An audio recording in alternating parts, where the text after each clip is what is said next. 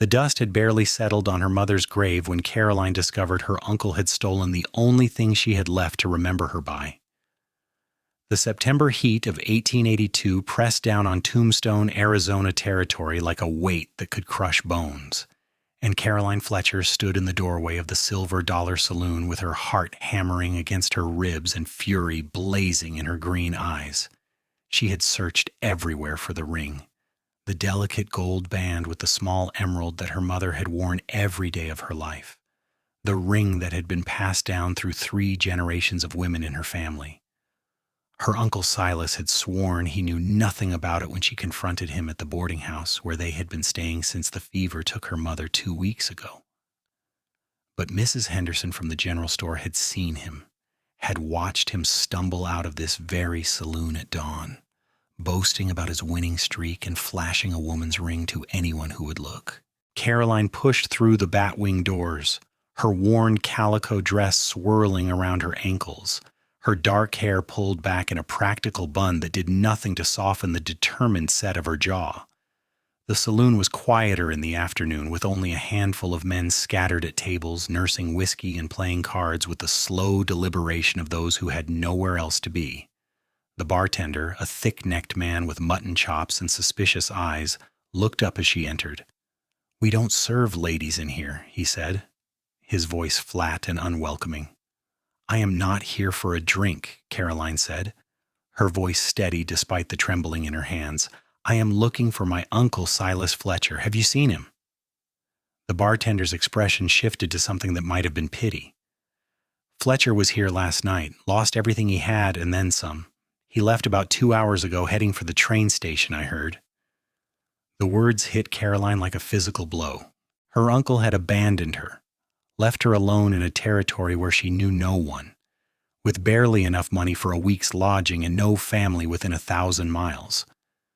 But worse than that, far worse, was the knowledge that he had gambled away her mother's ring, the one piece of her history that she could hold in her hand and feel connected to the woman who had raised her with such love and care. "The ring," she said, her voice cracking slightly. "He had a gold ring with an emerald. Who won it?" The bartender jerked his chin toward a corner table where 3 men sat playing poker. "That cowboy there, the one in the black hat. Name's Dalton Reed. He cleaned your uncle out proper, took everything including that ring. Your uncle tried to bet his way back into the game with promises and I owe us, but Reed wouldn't have it. Said a man who bets away a woman's ring doesn't deserve another chance." Caroline followed his gaze to the corner table. Dalton Reed sat with his back to the wall, a position that spoke of caution and experience. He was perhaps 25 or 26 years old, with sun-bronzed skin and dark hair that curled slightly at the collar of his shirt.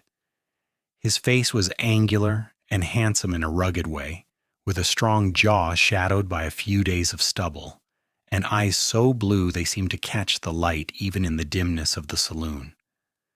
He wore dusty trail clothes, a black hat pushed back on his head, and a gun belt that hung low on his hips with the easy comfort of a man who knew how to use it. Caroline straightened her shoulders and walked across the room, her footsteps loud on the wooden floor. The conversation at the table died as she approached, and 3 pairs of eyes turned to examine her.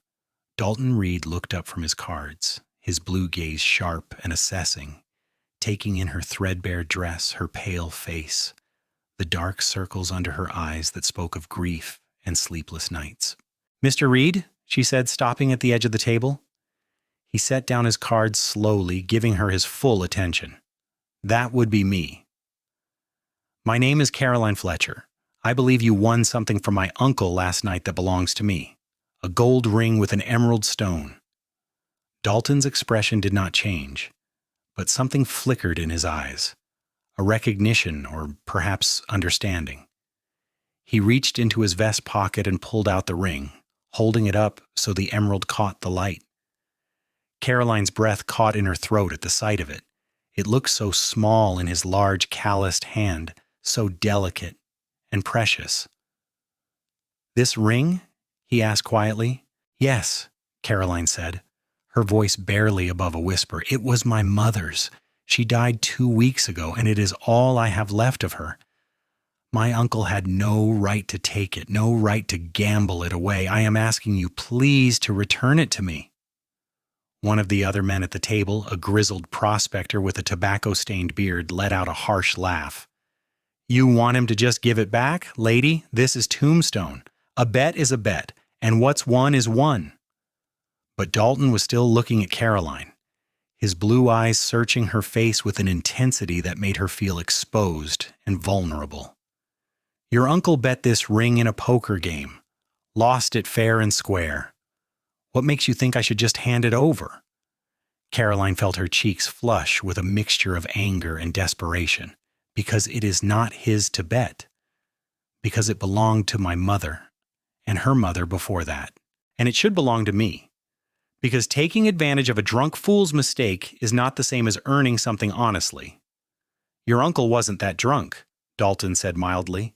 "He knew exactly what he was doing. He was trying to win back the money he had already lost, and he was willing to bet anything to do it." "Please," Caroline said, and she hated the pleading note in her voice, hated having to beg this stranger for what was rightfully hers. "I have almost no money. I cannot offer to buy it back from you, but I'm asking you as a decent human being to do the right thing." Dalton leaned back in his chair, still holding the ring. The other two men at the table watched with open curiosity, clearly entertained by the drama unfolding before them. The whole saloon had gone quiet, everyone listening to see how this would play out. "The right thing," Dalton repeated, as if testing the words. "That is a complicated notion in a place like this. I have been riding the trail for 3 months, working cattle drives and taking odd jobs, sleeping on the ground more often than not. I have won and lost more money than I care to count, and I have learned that sentiment does not pay for a hot meal or a decent bed. This ring is worth something. Maybe $50, maybe more depending on the buyer. Why should I give that up?" Caroline felt tears prick at her eyes, but she refused to let them fall. She would not cry in front of these men, would not give them the satisfaction of seeing her break down. Because there are some things more valuable than money. Because that ring represents love and family and continuity. Because my mother wore it every day of her life through good times and bad, and when she was dying, she made me promise to keep it safe and pass it on to my own daughter someday. I failed her. I let my uncle steal it from her room while I was making arrangements for the burial. But I'm trying to make it right. Please, Mr. Reed, I am asking you to help me keep my promise to my mother." The silence stretched out, broken only by the ticking of the clock on the wall and the distant sound of a wagon rolling past outside.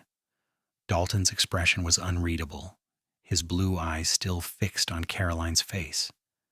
Then slowly he stood up, pushing back his chair with a scrape of wood on wood. He was taller than she had expected, easily over 6 feet, with broad shoulders and a lean, muscular build that spoke of hard work and harder living. "I will make you a deal," he said, his voice low enough that only she and the men at the table could hear. "I will give you back your ring, but you have to do something for me first." Caroline's heart sank. She had heard stories about men who took advantage of desperate women, who demanded payment in ways that had nothing to do with money. "What do you want?" she asked, her voice cold. Dalton smiled slightly, as if he could read her thoughts. "Nothing like that," he said. "I am heading up to Prescott in 2 days to deliver some horses I bought from a ranch outside of town. It is a 4-day ride through rough country, and I could use someone to help with the cooking and camp work. You do that for me, and when we get to Prescott, I will give you the ring and enough money to buy a stage ticket to wherever you want to go." Caroline stared at him, trying to understand if this was genuine or some kind of elaborate trick. "You want me to travel with you, alone, for 4 days?" "You will have your own bedroll and your own space, Weissinter," Dalton said. "I am not asking for anything improper. I am offering you honest work in exchange for your ring and a fresh start somewhere away from Tombstone and the memory of what your uncle did. Take it or leave it."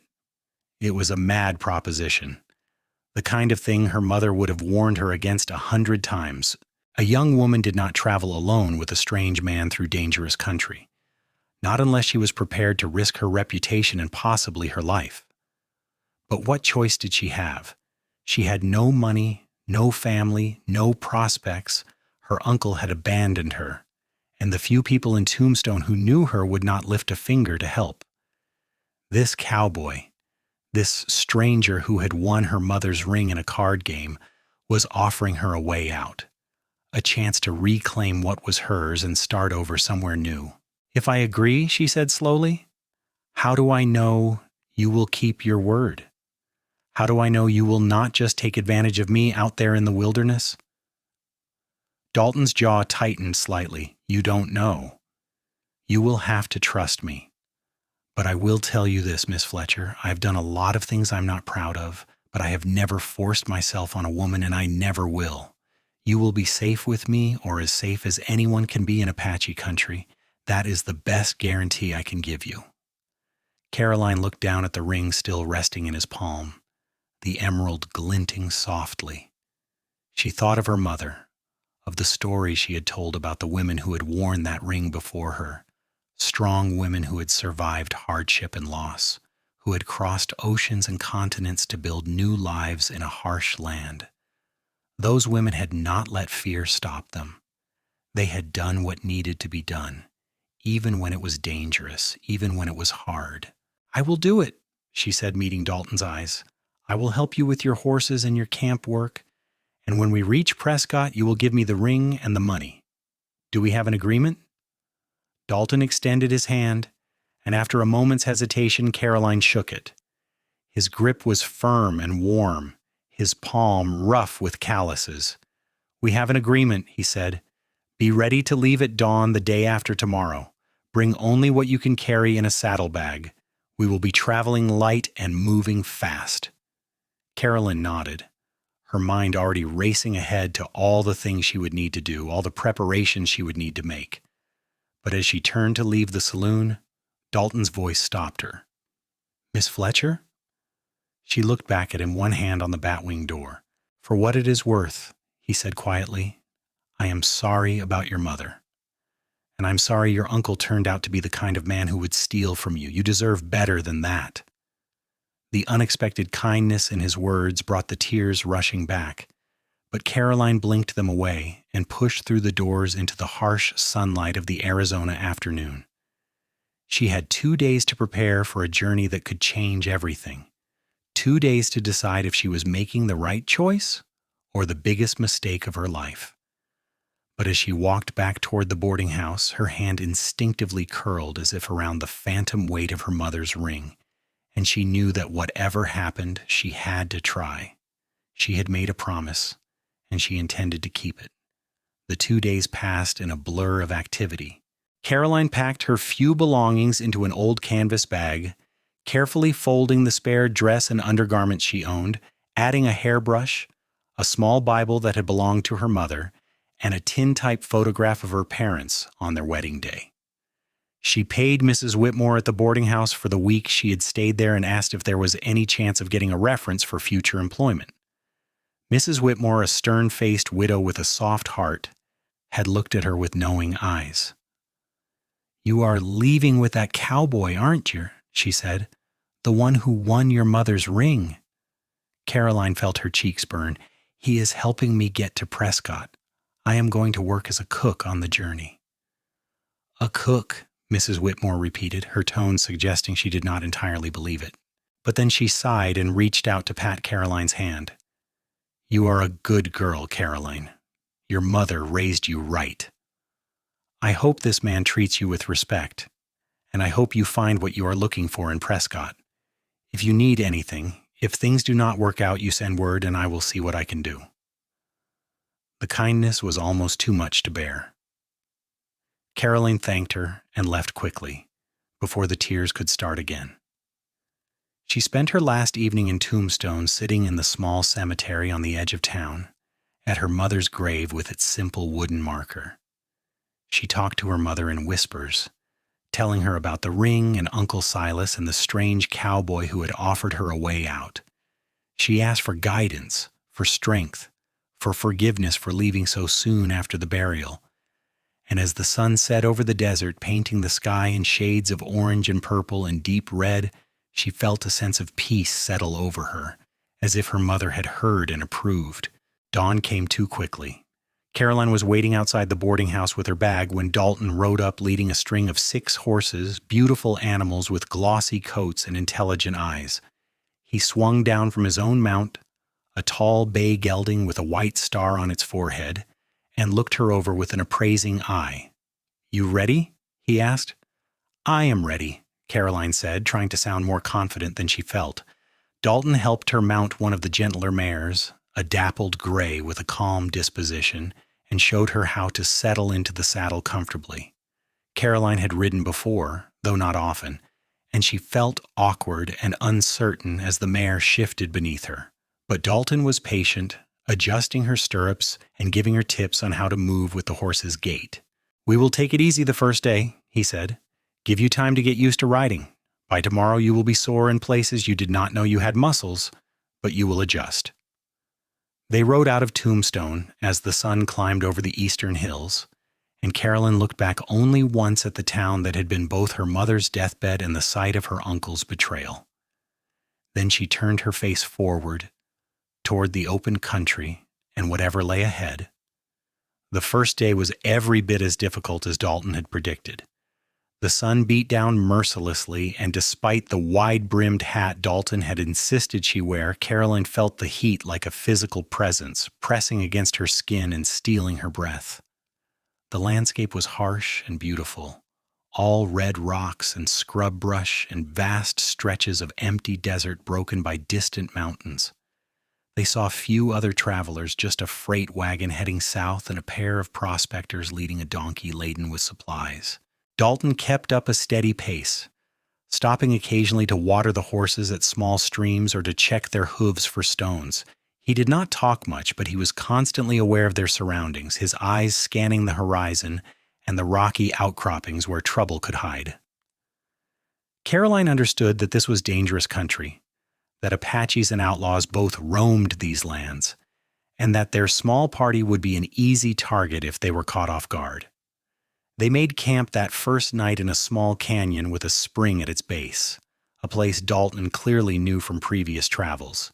He unsaddled the horses and hobbled them so they could graze on the sparse grass while Caroline unpacked their supplies. Her whole body ached from the hours in the saddle, and she moved stiffly, trying not to wince with every step. "You did well today," Dalton said, setting up a fire ring with practiced efficiency. "Better than I expected for someone who's not used to riding." "I feel like I have been beaten with a stick," Caroline admitted, lowering herself carefully to sit on a flat rock near the fire. Dalton smiled, the first real smile she had seen from him, and it transformed his face, making him look younger and less guarded. "It will get better. By the 3rd day you will barely notice it." He showed her where he kept the coffee and the beans and the salt pork, and Caroline set about making a simple meal while he tended to the horses. It was strange, this domestic routine in the middle of the wilderness, but there was something comforting about it too. The work gave her something to focus on besides her aching muscles and her uncertain future. They ate in companionable silence as the stars came out overhead, more stars than Caroline had ever seen, a vast glittering canopy that made her feel small and insignificant, but also somehow connected to something larger than herself. Dalton poured coffee from the battered pot and handed her a tin cup, steam rising in the cooling night air. "Tell me about your mother," he said quietly. "If you want to, I mean. You don't have to." Caroline wrapped her hands around the cup, grateful for its warmth. "She was a seamstress," she said. "One of the best in St. Louis, where we lived before we came west. She could make the most beautiful dresses with tiny, perfect stitches and embroidery that looked like art. People used to come from all over the city to commission work from her." "Why did you leave?" Dalton asked. "My father died 3 years ago. He was a clerk in a shipping office, and he got caught in a building fire. After that, my mother could not bear to stay in St. Louis. Everything reminded her of him. She had a cousin in Tombstone who wrote and said there was opportunity in the territory, that a good seamstress could make a decent living. So we packed up everything we owned and took the train west." Caroline paused, remembering that journey, the way her mother had stared out the window at the changing landscape with a mixture of hope and sorrow. But the cousin had exaggerated. There was not much call for fancy dressmaking in a mining town. My mother took in mending and alterations, but it was not enough. We were barely scraping by when she got sick. The fever came on fast, and there was no doctor who could help. She was gone in 5 days. "And your uncle?" Dalton prompted gently. "Uncle Silas is my father's brother. He showed up 2 days before my mother died, said he had heard we were in Tombstone and wanted to help. My mother never trusted him, but she was too weak to send him away. After she passed, he said he would take care of the arrangements, that I should let him handle everything while I rested. I was so exhausted and grief-stricken that I let him, and that is when he took the ring. He is a coward and a thief," Dalton said, his voice hard. "Men like that give the rest of us a bad name." Caroline looked at him across the fire, at his strong profile silhouetted against the flames. "Why did you agree to help me?" she asked. "You could have kept the ring and sold it. Why offer me a way to earn it back?" Dalton was quiet for a long moment, staring into the fire. When he spoke, his voice was low and rough with emotion. "I had a sister once. She was 2 years younger than me, pretty and sweet, and too trusting for her own good. When I was 19 and she was 17, a man came through our town, a gambler passing through on his way to California. He paid attention to her, made her feel special, promised her all sorts of things. She ran off with him, and we never saw her again. My mother died of a broken heart a year later, and my father drank himself to death 2 years after that. I have spent the last 6 years drifting from place to place, trying to outrun the guilt of not protecting her, not stopping her from making that mistake." He looked up at Caroline, his blue eyes reflecting the firelight. "When you walked into that saloon, talking about your mother's ring and the promise you made, I saw my sister in you. I saw a young woman who had been let down by the people who should have protected her, who was trying to do the right thing in a world that does not always reward that kind of courage. I could not just walk away. I could not be another man who took advantage of someone's desperation. So I made you the offer, and I intend to keep my word." Caroline felt something shift inside her, a softening of the fear and suspicion she had been holding on to. This man was not what she had expected. He was harder and rougher than anyone she had known in her old life, but there was a core of decency in him, a sense of honor that had been forged by loss and regret. "Thank you," she said quietly, "for telling me that, and for giving me this chance." Dalton nodded and stood up, stretching. "You should get some sleep. We have another long day tomorrow." He showed her how to arrange her bedroll near the fire, but not too close, and gave her an extra blanket against the cold that would come with the deep desert night. Then he took his own bedroll to the other side of the camp, a respectful distance away, and settled in with his rifle within easy reach. Caroline lay awake for a long time, listening to the crackle of the fire and the soft sounds of the horses moving in the darkness. She thought about her mother, about the ring, about the strange turn her life had taken, and she thought about Dalton Reed, the cowboy with the blue eyes and the sad story, who was helping her for reasons that had nothing to do with profit and everything to do with redemption. The second day was harder than the first. Caroline's muscles screamed in protest when she tried to mount the gray mare, and every step of the horse sent jolts of pain through her back and legs. But she gritted her teeth and kept going, refusing to complain or ask for breaks. Dalton noticed, of course. He noticed everything. Around midday, when they stopped to rest the horses, he handed her a small tin of salve. "Rub this on the sore spots tonight," he said. "It will help." "What is it?" Caroline asked, opening the tin to sniff at the pungent mixture inside. "Old recipe from a Mexican vaquero I worked with down in Sonora. Smells like hell, but it works." They were climbing now, leaving the low desert behind and heading into more mountainous terrain. The landscape changed, becoming greener, with juniper and pine trees dotting the hillsides. The air was cooler too, a welcome relief from the brutal heat of the flatlands. Dalton pointed out landmarks as they rode: a distant peak where he had once hunted deer, a meadow where he had camped during a snowstorm, a narrow pass where he had been ambushed by bandits and barely escaped with his life. You have been through here many times, Caroline observed. I have been through most of Arizona, Dalton said, and New Mexico and parts of Colorado and Wyoming. I have been drifting for 6 years, working whatever jobs I could find, never staying anywhere too long. It is a lonely life, but it is the only one I know. Do you ever think about settling down? Caroline asked. Finding a place to call home? Dalton glanced at her, and there was something in his expression that made her heart beat a little faster. I used to think I was not made for that kind of life, but lately I have been wondering if maybe I was just waiting for a reason to stop running. They camped that night in a grove of ponderosa pines, and the scent of the trees filled the air with a sweet, vanilla-like fragrance. Caroline cooked beans and bacon over the fire while Dalton checked the horses and gathered more wood. She was moving less stiffly now, her body beginning to adjust to the demands of the trail. After they ate, Dalton pulled out a harmonica from his saddlebag and played soft, mournful tunes while the darkness gathered around them.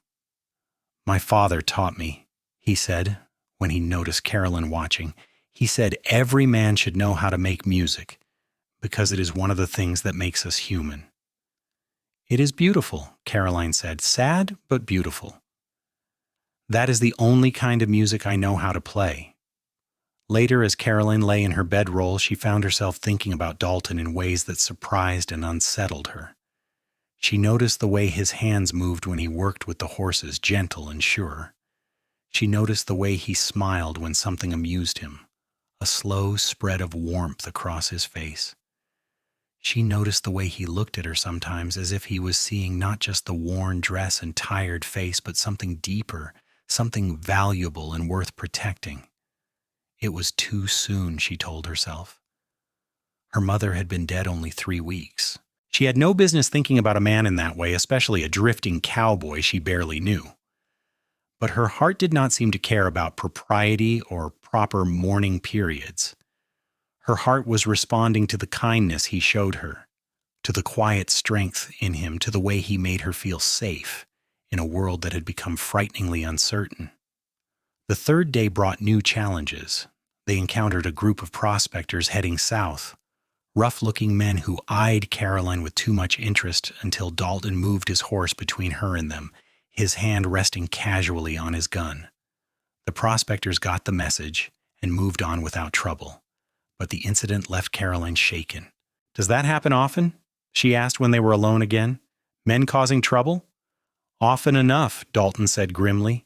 "This is hard country, and it attracts hard men. That is why I want you to learn how to handle a gun, just in case."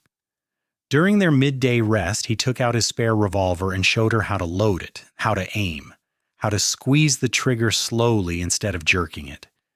Caroline's first shot went wide, and the recoil startled her so much she almost dropped the gun.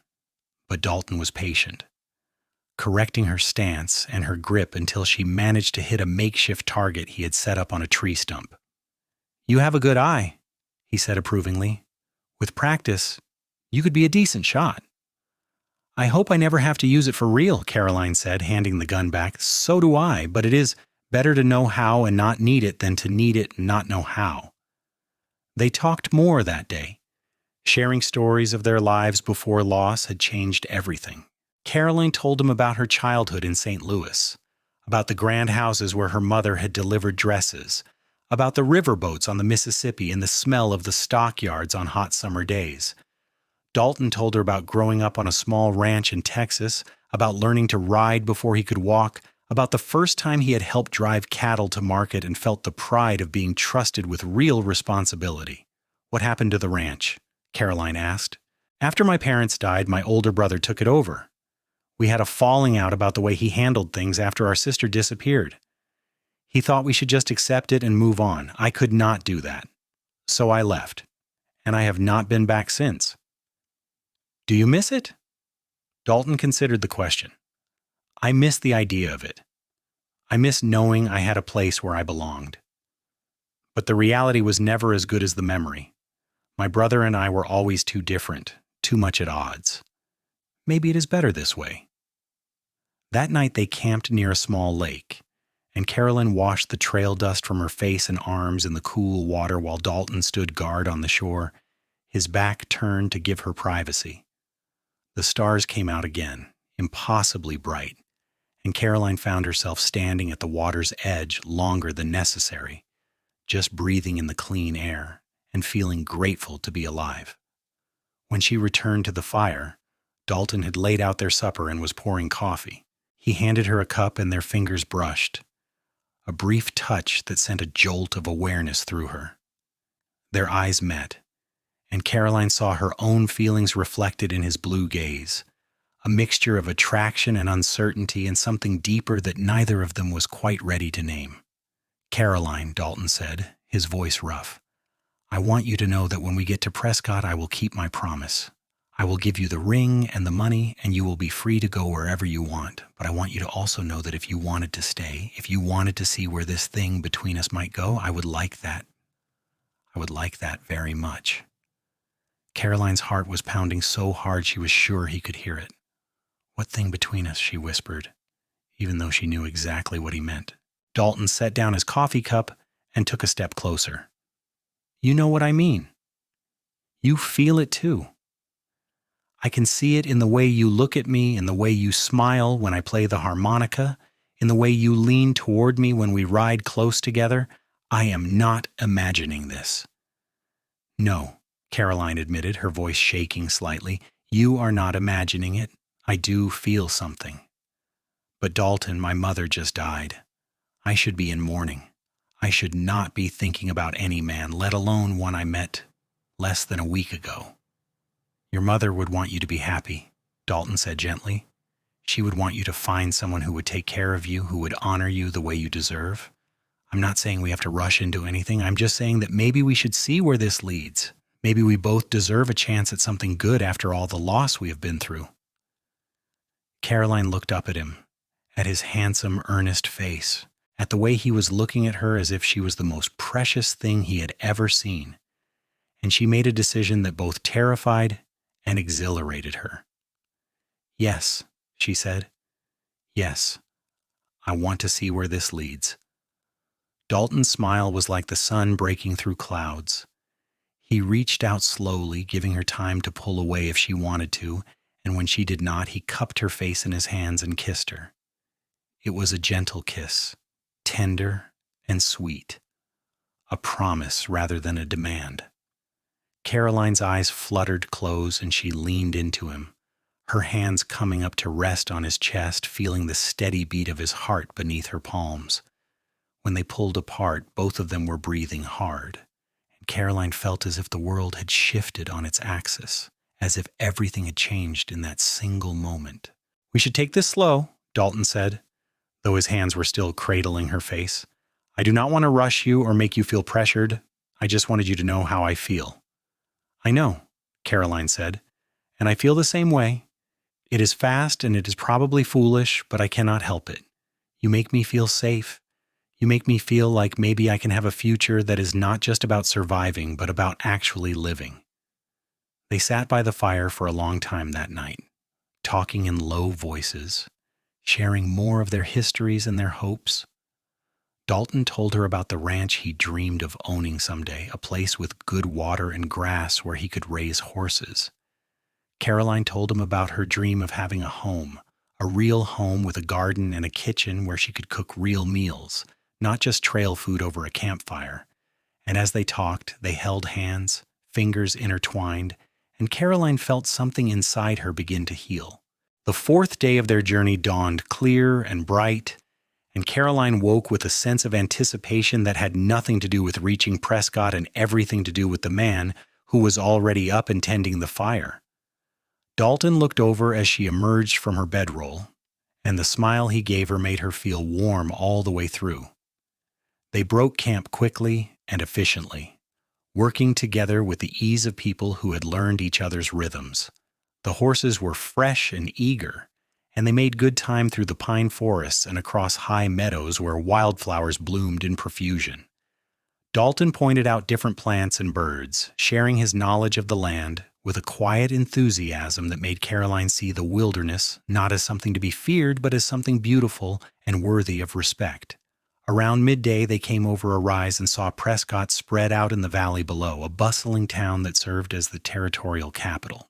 It was larger than Tombstone, with wide streets and substantial buildings, and Caroline felt a flutter of nervousness at the sight. This was where her journey with Dalton would end, where he would give her the ring and the money, and she would have to decide what to do next.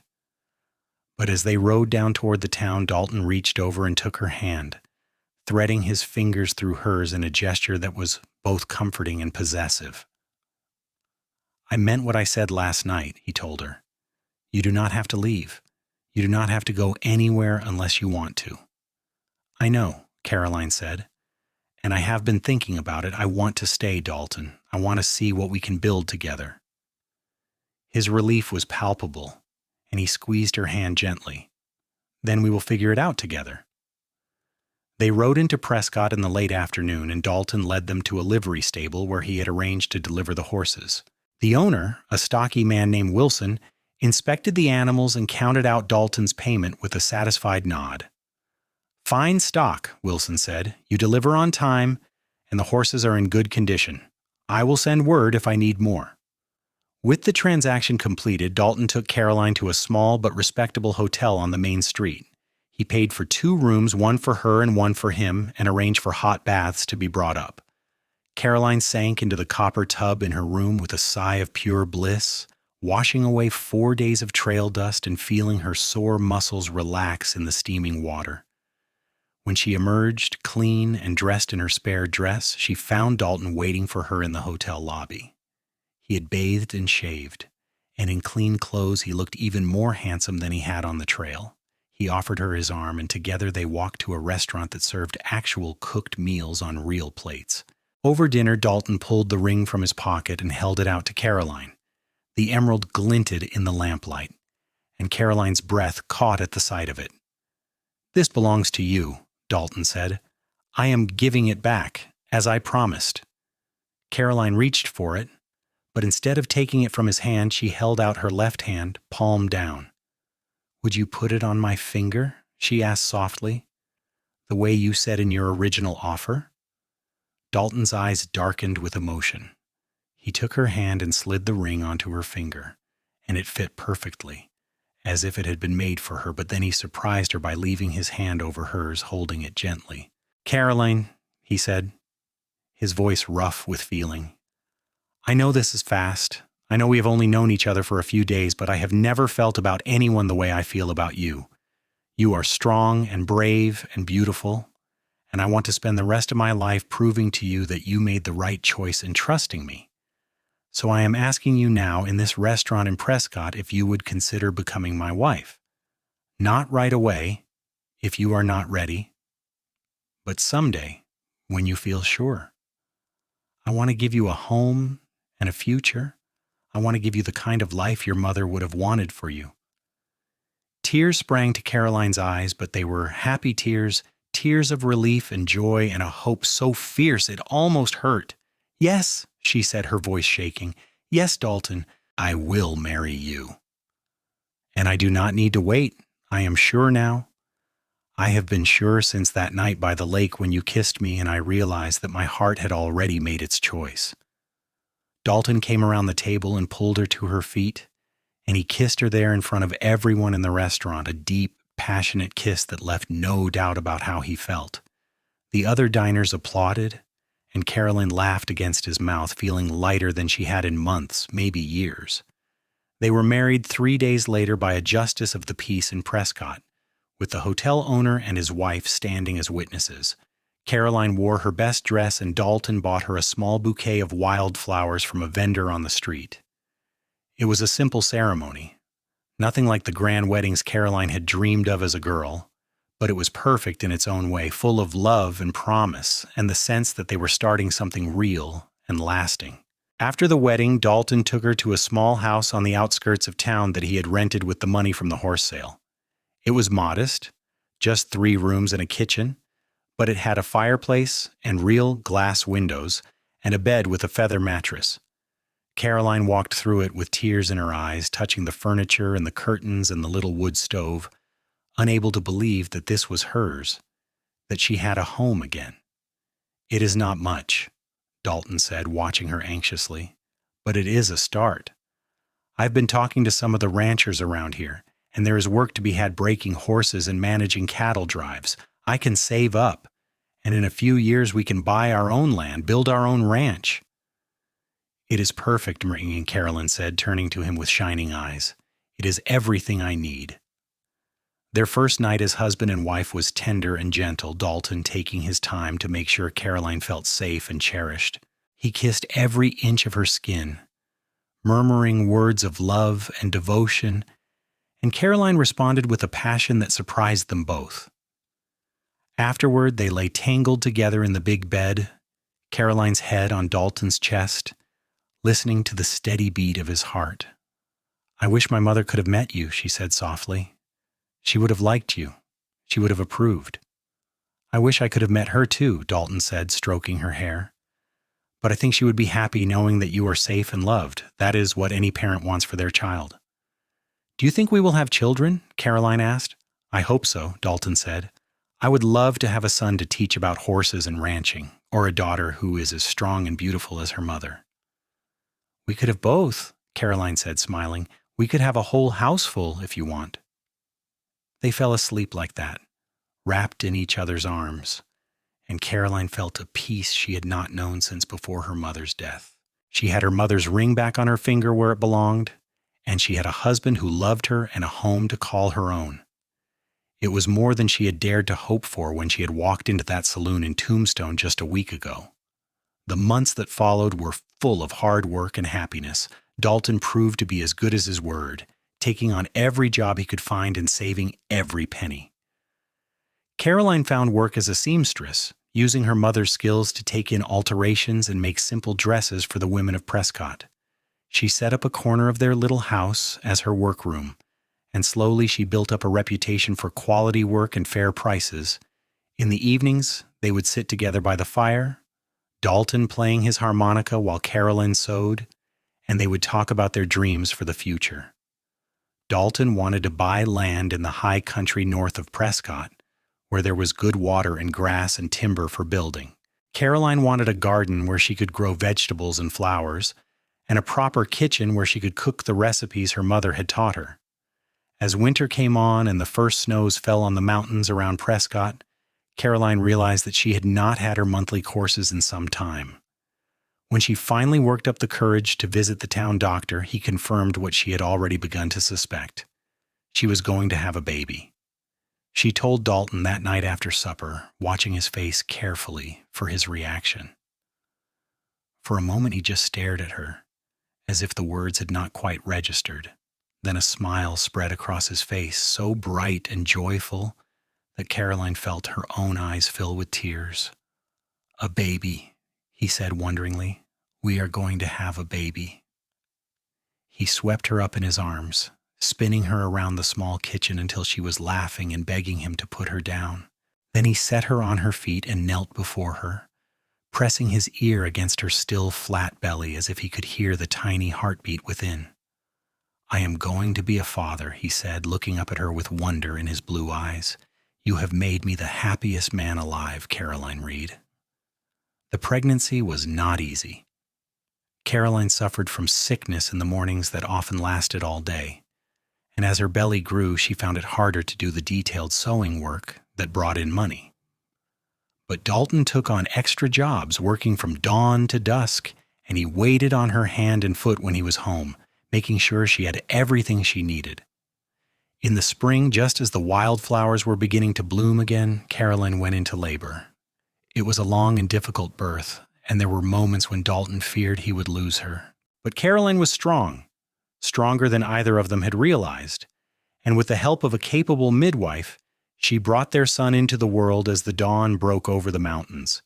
They named him William, after Dalton's father, and from the moment Dalton held his son for the first time, Caroline saw a change come over her husband.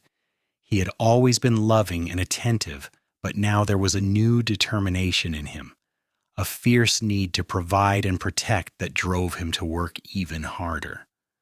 By the time William was 6 months old, Dalton had saved enough money to make a down payment on a section of land north of Prescott. It was rough country with a lot of work needed to make it productive, but it had everything Dalton had dreamed of. Good water from a year-round creek, rich grass for grazing, and stands of ponderosa pine for lumber. They moved into a small cabin that came with the property, and Dalton began the hard work of building their ranch. Caroline threw herself into making the cabin a home. She sewed curtains for the windows and braided rugs for the floors. She planted a garden and tended it carefully, harvesting vegetables that she canned for the winter.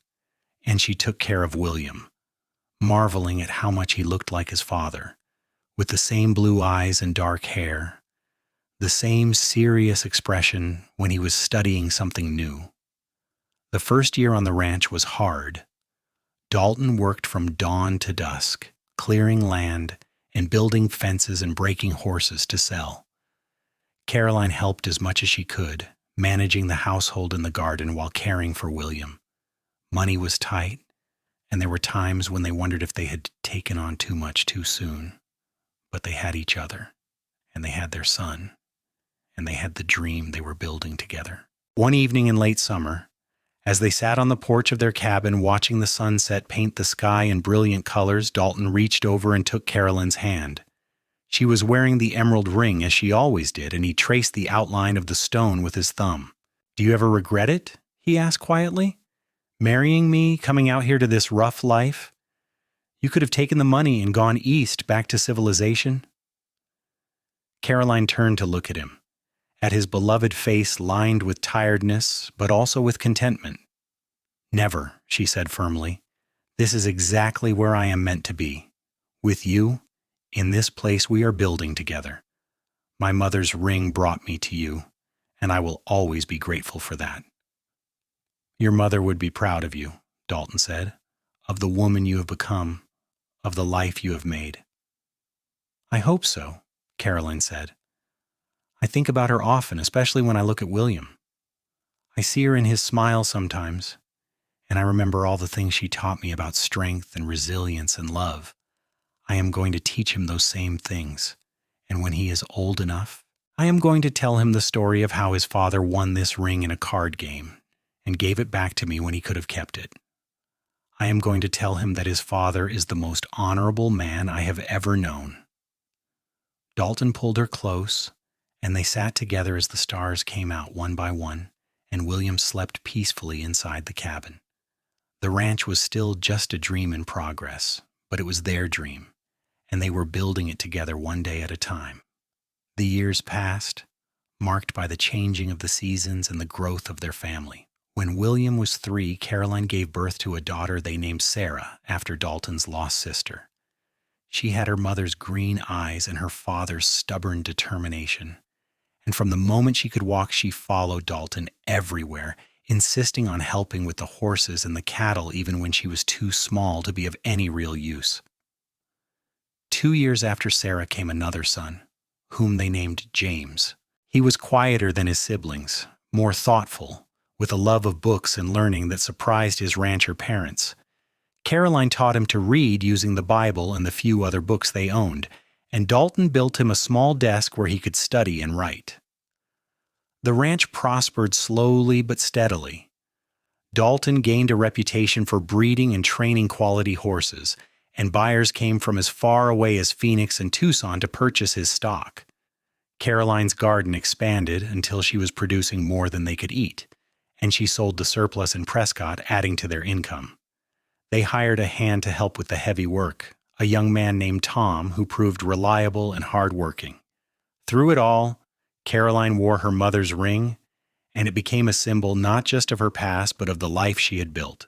When Sarah was old enough to understand, Caroline told her the story of the ring, of Uncle Silas's betrayal and Dalton's honor, of the journey through the wilderness and the love that had grown from it. "Your father could have kept this ring," Caroline said, holding out her hand so Sarah could see the emerald glinting in the lamplight. "It was his by right of winning it, but he gave me a chance to earn it back, and in doing so, he gave me so much more. He gave me a new life, a new hope, and a love that has sustained me through every hardship." "Will you give the ring to me someday?" Sarah asked, her young face serious. "Someday," Caroline promised. when you are grown and ready to start your own life. This ring has been passed down through generations of women in my family, and you will pass it on to your own daughter when the time comes. It represents the strength and resilience of all the women who wore it before you, and you will add your own story to its history. When William turned 16, he began taking on more responsibility around the ranch, working alongside Dalton to manage the horses and cattle. He was growing into a fine young man, tall and strong like his father, with the same quiet competence and steady reliability. Dalton talked to him about taking over the ranch someday, about building it into something even bigger and better, and William listened with the seriousness of someone who understood the weight of such a legacy. Sarah, at 13, was a whirlwind of energy and enthusiasm, riding like a demon and roping calves with a skill that made even the hired hands shake their heads in admiration. She had no interest in sewing or cooking or any of the domestic skills that girls were supposed to learn, and Caroline did not push her. She remembered her own mother's strength, the way she had rebuilt her life after tragedy, and she wanted her daughter to have that same fierce independence. James, at 11, was still the dreamer of the family. He spent his free time reading everything he could get his hands on, and he talked about going to university someday, about becoming a teacher or a lawyer. Dalton worried sometimes that ranching life was too confining for his younger son, but Caroline reassured him that every family needed someone who could think beyond the immediate practical concerns, someone who could see possibilities and imagine futures. One evening in the summer of 1899, when they had been married for 17 years, Dalton and Caroline sat on the porch of their much-expanded house and watched the sun set over the land they had built together. The original cabin had been enlarged and improved until it was a proper ranch house, with 6 bedrooms and a parlor and a big kitchen where Caroline could cook for the family and the hands.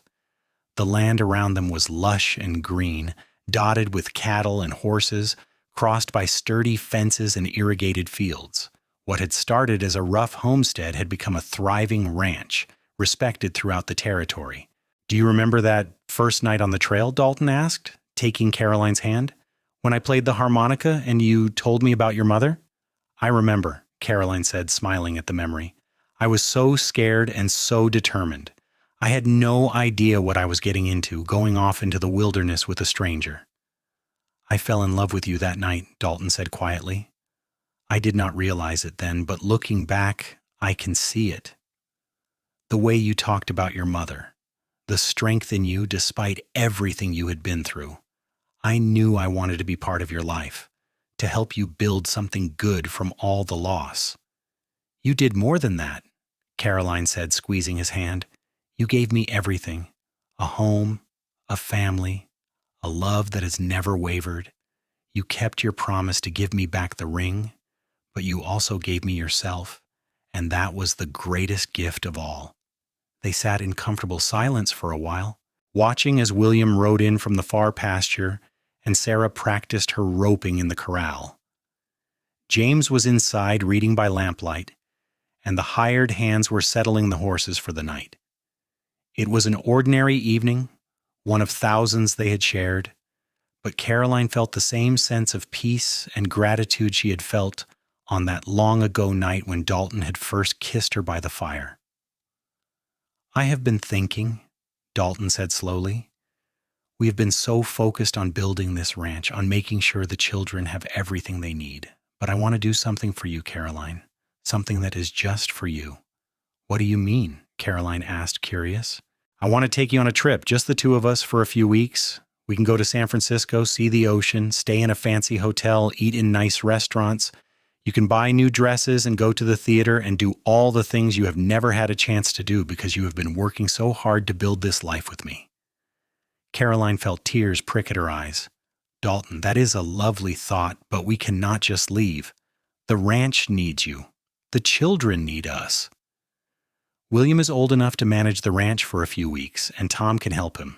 Sarah and James are responsible. It is time we did something just for ourselves. Time we had an adventure that is not about work or responsibility, but just about being together and enjoying what we have built." Caroline thought about it.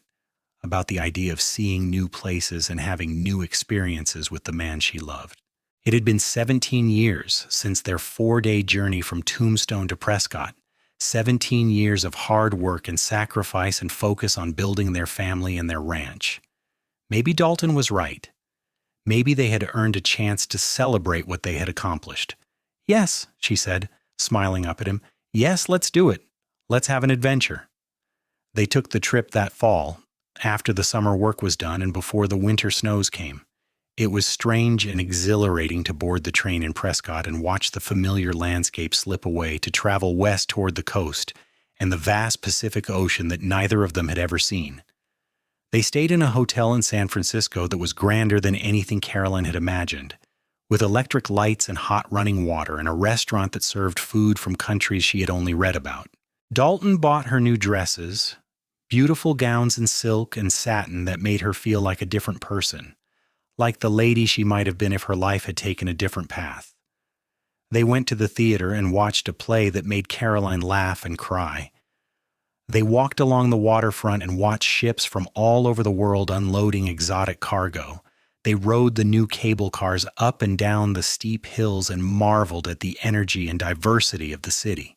But the most memorable moment came on their last evening, when Dalton took her to a restaurant overlooking the bay. As the sun set, painting the water in shades of gold and pink and purple, he took her hand and looked into her eyes. "I want to thank you," he said, his voice rough with emotion, "for taking a chance on me 17 years ago, for trusting me when you had every reason not to, for building this life with me and giving me a family and a home.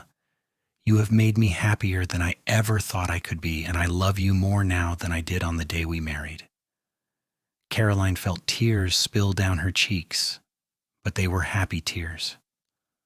"I love you too," she said. "You saved me, Dalton, not just by giving me back the ring, but by giving me a reason to live again when I thought my life was over. You showed me that there was still joy to be found, still love to be given and received. Everything good in my life has come from that moment when you offered me a chance, and I was brave enough to take it." They kissed as the sun set over the Pacific, and Caroline felt the emerald ring press against her skin as she held Dalton's face in her hands. It was a ring that had traveled through generations, that had crossed oceans and continents, that had been stolen and won and given back. And now it was a symbol of a love story that had started with a card game in a dusty saloon and had grown into something beautiful and lasting. When they returned to the ranch, they found everything running smoothly under William's management. He had handled every challenge with competence and good judgment, and Dalton felt a surge of pride knowing that the ranch would be in good hands when the time came to pass it on. The years continued to roll by, bringing changes and challenges, but also joys and triumphs. William married a local rancher's daughter named Elizabeth, a practical, hard-working young woman who fit seamlessly into the family. They had their first child, a son, when William was 22, and Caroline became a grandmother, a role she embraced with delight. Sarah grew into a beautiful young woman who could outride and outrope most of the men in the territory. She shocked everyone by falling in love with a horse trainer from Colorado who worked on the ranch for a summer season, and she married him in a simple ceremony under the ponderosa pines. They built their own small ranch on land adjacent to the family property, and Sarah continued to work with horses, developing a reputation for her skill in training difficult animals. James went East University as he had dreamed. Studying law in Denver, he wrote long letters home describing his studies and his life in the city, but he always came back for the summers, and Caroline knew that despite his intellectual pursuits, the ranch and his family would always be his anchor. Dalton and Caroline grew older together, their hair turning gray, their faces lined by sun and wind and laughter, but their love never diminished. They still held hands when they walked, still sat together on the porch in the evenings, still looked at each other with the same warmth and affection that had kindled on that long-ago trail ride. When Caroline was 55, she fell ill with pneumonia during a harsh winter. The doctor came from Prescott and did what he could, but for several frightening weeks, Dalton feared he would lose her. He sat by her bedside day and night, holding her hand and talking to her even when she was too weak to respond, telling her stories of their life together, reminding her of all the reasons she had to fight. Caroline pulled through, as she always had, her strength and stubborn will winning out over the illness. But the experience reminded them both that their time together, however precious, would not last forever. They began to talk about the things they wanted to make sure were done, the legacies they wanted to leave. One evening, Caroline called Sarah to her side and carefully removed the emerald ring from her finger. Sarah's eyes widened as her mother held it out to her. "It is time," Caroline said softly. "Time for you to carry this forward. You are the next generation, the next woman in our line, and this ring belongs to you now." "But Mama," Sarah protested, "you should keep wearing it. You have worn it for almost 40 years. "And now it is your turn," Caroline said firmly. "This ring has a story, a history that I have told you about. My mother wore it, and her mother before that. Your father won it in a card game and gave it back to me, and in doing so, he gave me my life. Now I am giving it to you along with the responsibility to honor the women who wore it before you and to pass it on to your own daughter someday. This ring represents love and resilience and the strength of women who survive and thrive despite hardship. Wear it with pride." Sarah took the ring with trembling hands and slipped it onto her finger. It fit perfectly, as if it had been made for her. She looked at it for a long moment, then threw her arms around her mother, holding her tight. "I will take care of it," she promised. "I will honor its history and add my own story to it, and I will tell my children about you and Papa, about the love story that started in a saloon in Tombstone and grew into all of this." She gestured around at the ranch, at the life their family had built. Caroline held her daughter close, feeling the ring press against her back as Sarah hugged her, and she felt a deep sense of peace. The ring had found its next keeper, and the story would continue. Dalton and Caroline lived to see their grandchildren grow, to watch the ranch prosper and expand under William's management. They celebrated their 40th wedding anniversary with a big party attended by family and friends from all over the territory, and they danced together under the stars the way they had on their wedding night, still in love, still grateful for the chance encounter that had brought them together. When Dalton was 68, his heart began to fail. It was a gradual decline, robbing him of his strength and vitality, but not his spirit. Caroline nursed him through those final months, sitting by his bedside and holding his hand, just as he had done for her when she was sick. They talked about their life together, about all the adventures they had shared and the family they had created. "I would do it all again," Dalton said one evening as the sun set over the mountains he loved. "Every moment, every hardship, every joy, it was all worth it because I got to spend it with you." "And I with you," Caroline said, tears streaming down her face. "You gave me everything, Dalton, everything that matters." He died peacefully in his sleep a few days later. Caroline's hand in his, the sound of the wind in the pines outside their window. Caroline felt as if her heart had been torn in two, but she also felt grateful beyond measure for the 42 years they had shared, for the love that had sustained them through every trial. She lived for another 7 years, surrounded by her children and grandchildren, active in the life of the ranch until the very end. She taught her granddaughters to sew and cook and tend a garden. She told them stories about the old days, about the Wild West when everything was new and dangerous and full of possibility. And she told them about the ring, about the card game, and the cowboy who had won it and given it back, about the love story that had started with an act of honor and had grown into something that spanned generations. When Caroline died at the age of 75, she was laid to rest beside Dalton on a hill overlooking the ranch they had built together. Sarah made sure that her mother was buried with a replica of the ring so that she would have it with her even as the original continued its journey through the family. The whole community turned out for the funeral, testament to the impact Caroline and Dalton had had on everyone who knew them. At the gathering after the burial, William stood up to speak. He was 57 years old now, gray-haired and weathered, with grandchildren of his own. He held up a worn leather journal that had belonged to his mother. "My mother wrote down the story of how she met my father," he said, his voice carrying across the assembled crowd. "She wanted to make sure that future generations would know where we came from, how this ranch was built, and what it cost in terms of courage and love and hard work. I am going to read part of it now because I think it is important to remember." He opened the journal and began to read in Caroline's voice the story of the dusty saloon in Tombstone, the desperate search for the ring, the cowboy with the blue eyes who had offered her a chance. He read about the 4-day journey through the wilderness, about the growing love between two people who had both known loss, about the moment when Dalton had slipped the ring onto Caroline's finger and asked her to be his wife.